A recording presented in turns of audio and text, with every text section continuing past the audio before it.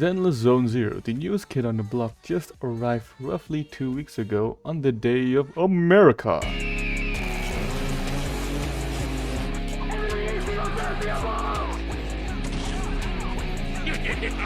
Another franchise has arrived in the Hoyoverse. It's about these two siblings who are hackers, known as proxies, help the Cunning Hares, which consists of Billy, Anby, and Nicole. Damn, it's kind of big. They go through a different dimension sort of thing, and they fight monsters, help people get money. They also meet new people along the way, such as the Bellabug industry people, which consists of Grace Howard and my god, wow, it might be bigger than before. Criminal Investigation Special Response Team people, which consists of Zichen. The hell? How the hell does she look so good? Oh my god. Torii Housekeeping Co. Damn, wow. Shark girl. Damn, okay, wow. And oh my god, they have a furry. What the fuck? Of course, the creators of Genshin Impact are well known to be a money printer because they create games that are classified as gacha games. Gacha games comes from the Japanese word gachapon, which are these gumball looking machines where you put around maybe 300 yen coins into it and you spin the thing and then you can get a random prize out of it. Gacha games implement that very same mechanic into their system, and usually they make it their whole gimmick for the game. So for example, like Fate Grand Order. I haven't touched that game in a while, maybe a year. 90% of the characters in the game, you have to try your luck to get it.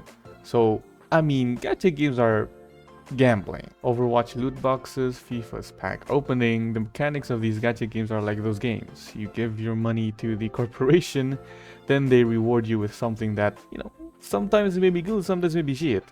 Sometimes may be good, sometimes may be shit.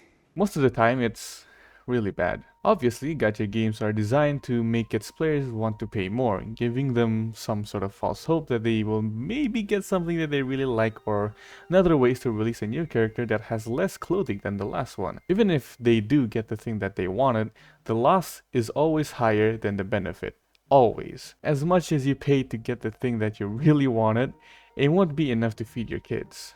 Now here, fill this out. The gacha game genre is actually a really vast genre of games. There are JRPGs, RPGs, arcade-style button-mashing games, turn-based combat games, tower and defense games, and an unending amount of Breath of the Wild copies. So they're all now one genre. There are different categories of games under the gacha system. Both Honkai Star Rail and Blue Archive are gacha games, but they are way different from each other. Honkai Star Rail is a turn-based combat game with different meticulous mechanics that makes it a sort of a challenging game. It also caters to people with mommy issues. Blue Archive, on the other hand, is a real-time strategy game which gives you the free reign to indulge in being into A-minors.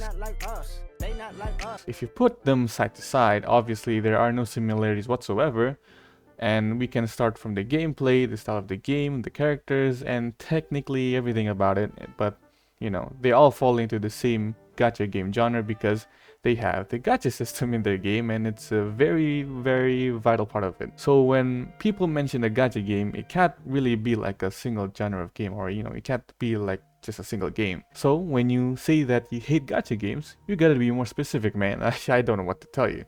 Don't hate the gamers, hate the games. So let's start with the most simple one and probably the most popular gacha game that you all know, which is Genshin Impact. Genshin Impact, I think, is probably the first gacha game that revolutionized the gameplay for the whole genre.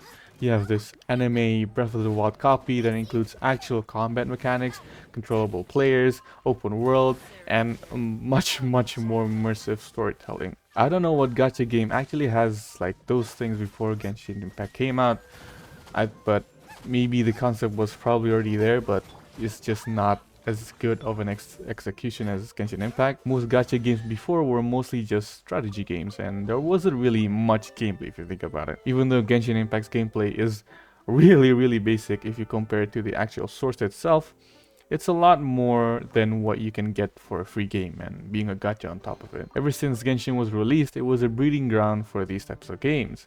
There are lots of games that are similar to Genshin, like Tower of Fantasy and Wuthering Waves. Also, there's the Honkai series, but they have little different things that, you know, make them each of them unique and different. But let's say you start Wuthering Waves as your first gacha game, or the gacha game that you want to focus on. You start the game by downloading it first. Obviously, are you stupid? After you downloaded it, installed it on your slow-ass hard drive because the game is huge and you don't have enough disk space on your SSD because you don't have the budget right now to buy another SSD for your computer because you spent too much money on current Japan.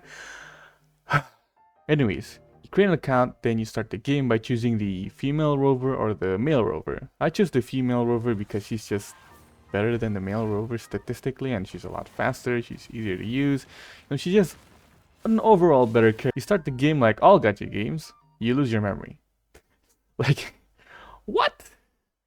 Like, I've never heard that before. That is so creative. I can't believe, you know, it starts like this. Then you get through the tutorial, which is a lot longer than you anticipated, and then you finally can play the game on your own. You'll get free characters and items here and there, but you're finally done with the start, so you can continue on your Wuthering Waves journey. As you play the game and you like the game and then you progress into the story, you'll soon realize that this could have been a lot easier if you had better characters and items, right? Even with some stages of the story you feel that it's impossible to beat, or that you'll know that you need to waste a lifetime away in order to beat that stage. That's when the gacha system comes in. You spend your money on gacha, you try your luck, and then you get inappropriately touched by it because it's based on percentages of chances. This is called rolling. You roll the gacha, you roll it once, twice, or usually there's the options that you can do 10 rolls at once, so you can get 10 things at once. In Wuthering Waves, the rarity starts from a 4-star character to a 5-star character. The items have more rarities because they have something like a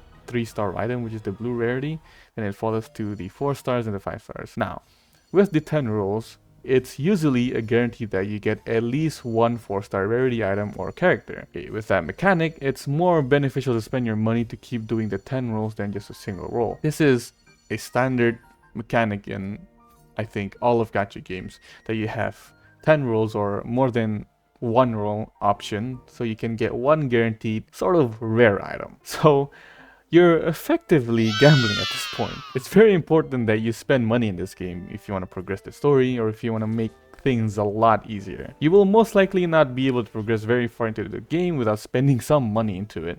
You can maybe outplay the system and use your free-to-play characters to progress, you know, use your high IQ or something, but it takes a lot of time to progress with that method. Yeah, it sucks that you need to pay in order to maximize your gameplay, but, you know, it is what it is. There's a new character released and it looks nice, you start rolling. This boss you're fighting against seems impossible to beat, you start rolling. You don't like how the character looks on your screen, you start rolling. Oh, what's that? It has less clothes on, you start rolling. You're failing your classes at college, you start rolling. Your parents are filing out divorce papers, rejoice. Because you need to start rolling. Can't feed your wife and kids? Start rolling. Lost your job? Start rolling. Anything in this world will be solved if you start rolling. It's not an addiction, it's dedication. 90% of gacha gamers quit when they're about to hit the jackpot. Life is like gambling. You need to go all in or you won't get anything. That is all for the introduction of gacha games. Hope it's very somewhat insightful after my many months of hiatus, because I was in Korea for 5 months, and yeah, that is all. Peace out.